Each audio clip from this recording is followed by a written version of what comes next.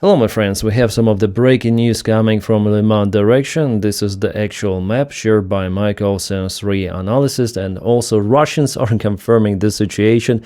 And let me show you where the location is. So this is the zoomed in image, but if we go to the interactive map, if we go and zoom into Lyman, where is it? Lyman direction.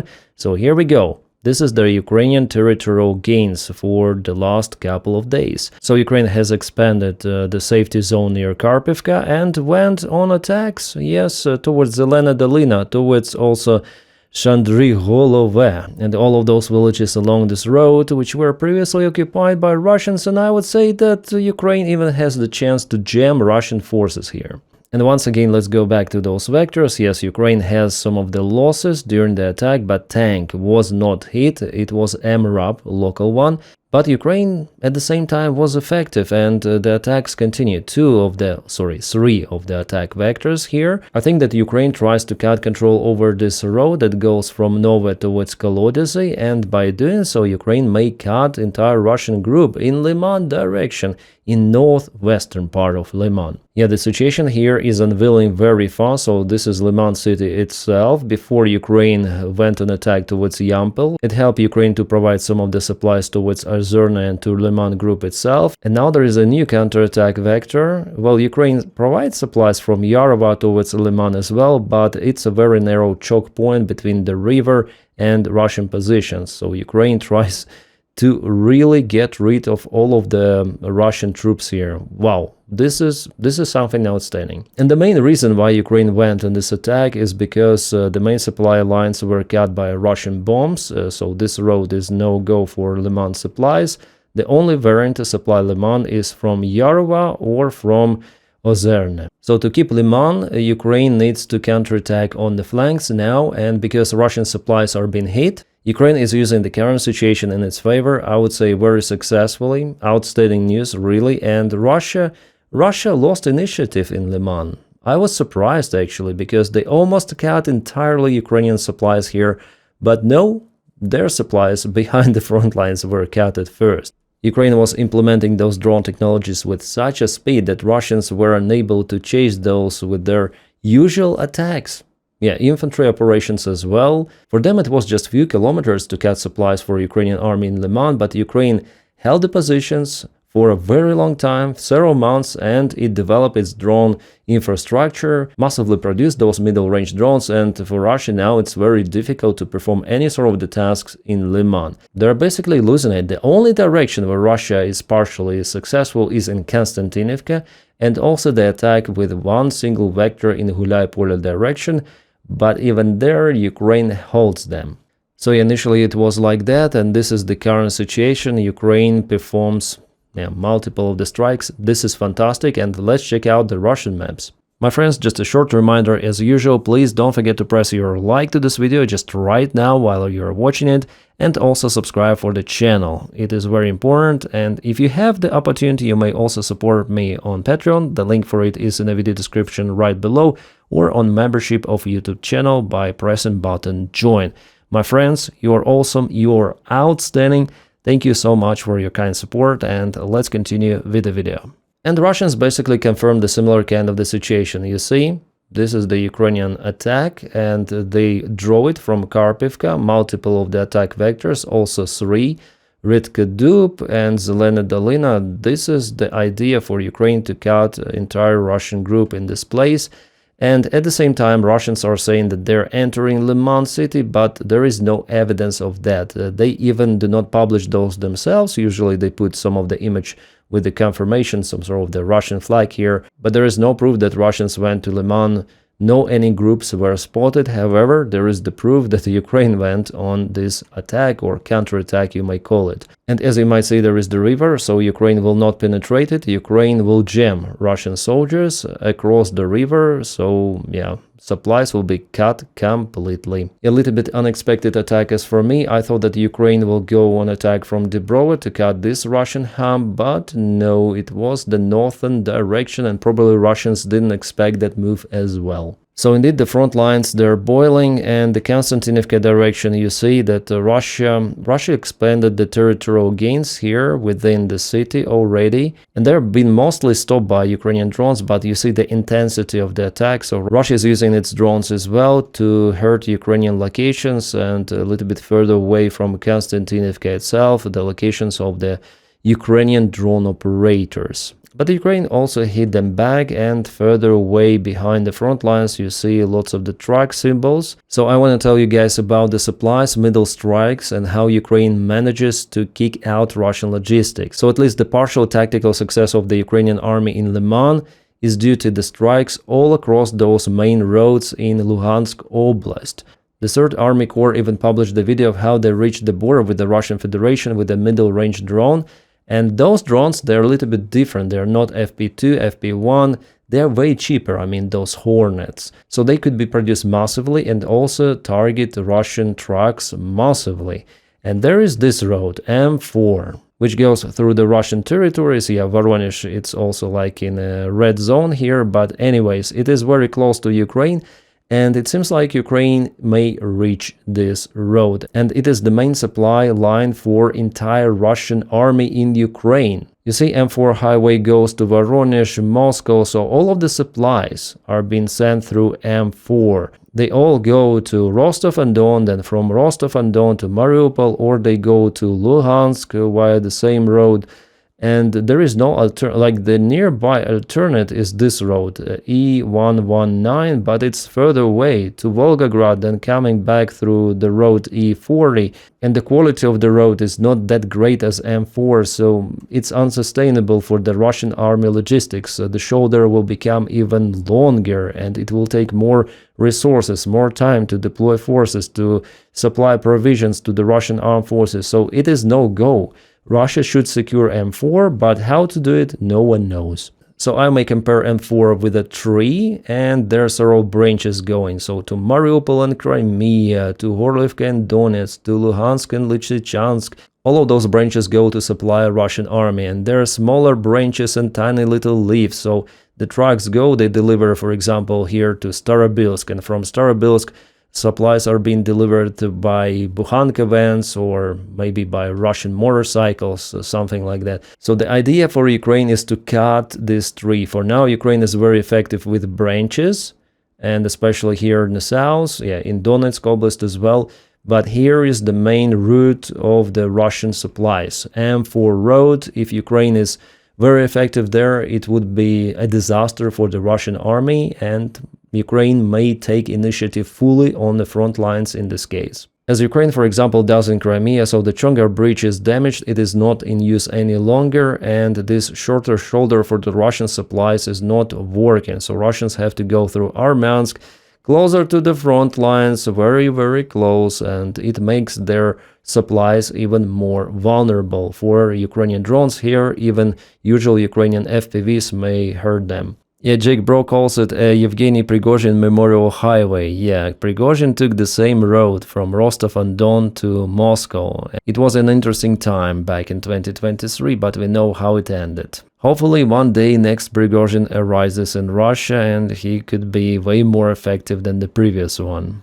And that is what allows Ukrainian army to go on counteroffensive, like for example near the Russian border, somewhere in Novodmitriivka. I wonder what oblast is that. Sumy Oblast, yeah, Sumy Oblast. Ukraine went on a small counterattack. Russia before penetrated the border, but it is unable to keep the ground. Russia concentrates its resources mostly in Donbass and also partially in Zaporizhia Oblast near Gulaipole. And Magyar himself stated that Russian military cargo traffic on M14 highway Rostov-Jankoy has decreased by 71% over the past 2 weeks. This is the road from basically Russia to Jankoy, this is Crimea. Yeah, again, the drop by 71% for the last 2 weeks. This is unimaginable. This is definitely a game changer in this war, so Ukraine may use the current time to really push Russia hard even on the front lines, because logistics matters. Logistics wins the wars. Russians are also trying to hit Ukrainian supplies, but for Ukraine it is way more safer because Russia didn't put attention to those middle strikes, It's right now they're waking up. Like, what is happening? Ukraine hurts us. We should do the same with the middle strikes, but they don't have enough drones. They don't have enough technologies. They don't have Starlink. They don't have communication. They're technically not that advanced as Ukraine, and now it is visible. Ukraine has a smaller army, but it is way more developed compared to the Russian one. And also I would say, well, there are some of the flaws in the Ukrainian army still. It requires significant reforms, but Ukrainian military command is way more competent than Russian ones. And this war of attrition shows that the tactics that the Ukrainian army chose is more profitable, of course. And the new middle-range drone strike, the geolocation is confirmed of the Russian Rubicon advanced drone unit. Rubicon base hit twice by Ukrainian drone catches on fire in Shevchenko, Persha, Donetsk Oblast. Yeah, awesome operation done by Ukrainian drone operators, and here's the evidence. Like, there's the compilation of the videos, and here it's also Rubicon unit somewhere. Yeah, the screenshot geolocation of Rubicon. But here on this map we see a Russian attack in action from Gulay-Pole. Still they have some of the resources, even with supplies being disturbed. So Russia gained the territories from Gulay-Pole itself, from Zelena they moved, and also expanded the gray area from Elena Konstantinovka, and there are multiple of the small infiltration attacks. Also Russia is using aviation gliding bombs and drone plus artillery strikes. Ukraine does everything possible to stop those Russian attacks, and towards the north here there is a Ukrainian counterattack. So the southern group of the Russian army is damn busy. They received the order to attack, but at the same time they have to defend themselves from the northern part. And this is Konstantinovka. Russians are getting into the city, so I'm sure that it will be occupied this year, maybe in the next months, we'll see. In the city it's very convenient for Russia because they may protect their infantry. In the basements, in the houses, for Ukraine it's more difficult to defend within the settlement. It's of course way easier to stop Russians in the open fields. Yeah, Russia has an advantage in some of the weaponry, not in drones, but with aviation gliding bombs. They're superb compared to Ukraine. For the last months alone, in only Dobropilya direction, that's the part of the Donetsk Oblast, they dropped from 500 up to 700 of the gliding bombs, and those are damn heavy.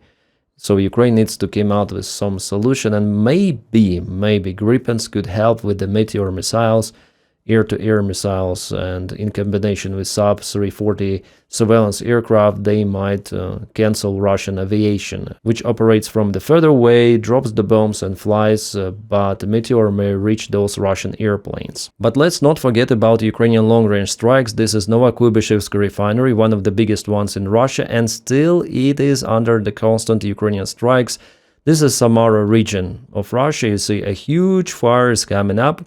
Yeah, one more attack, and the last one on the same facility happened a few days ago. We witnessed that Ukraine becomes more and more consistent with those strikes on the same enterprises again and again in a short period of time. That's why I expect some visits to Novorossiysk as well very soon, maybe tomorrow or the day after tomorrow. Yeah, Russians are filming Novokubishevsk. The refinery is no-go absolutely. Even 3 days ago, after Ukrainian strike, the refinery stopped its operation, but now it's absolutely no-go, you see?